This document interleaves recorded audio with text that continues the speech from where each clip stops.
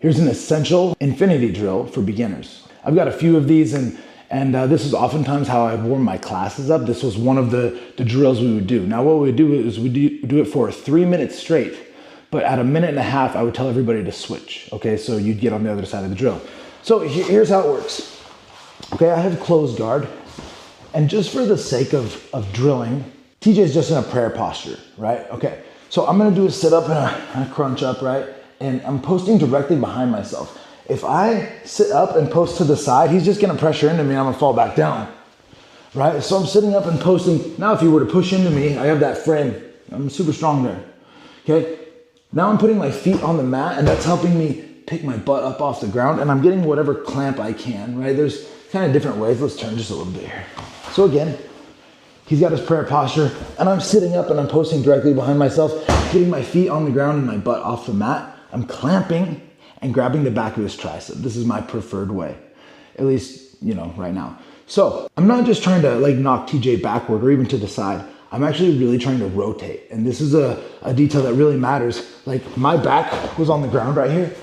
I'm almost trying to rotate TJ so that now his back is where mine was.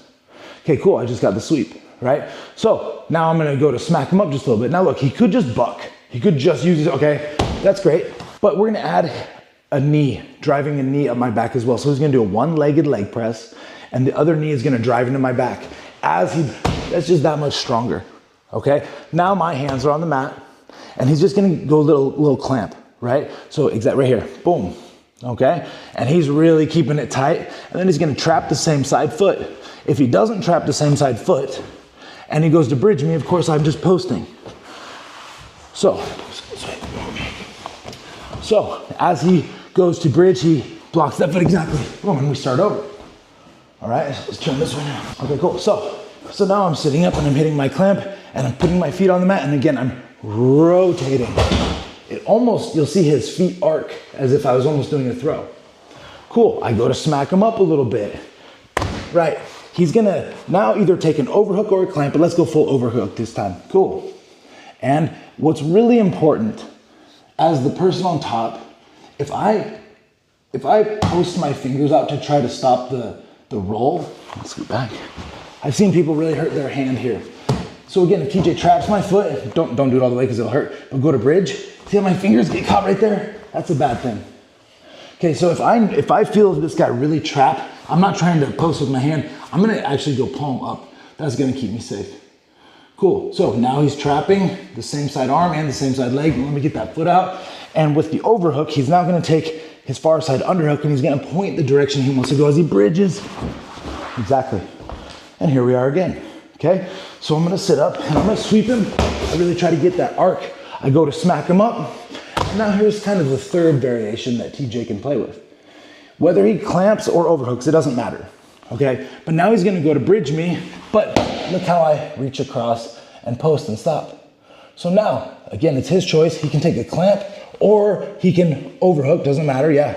Cool, now look, after that sweep, he tried to roll me.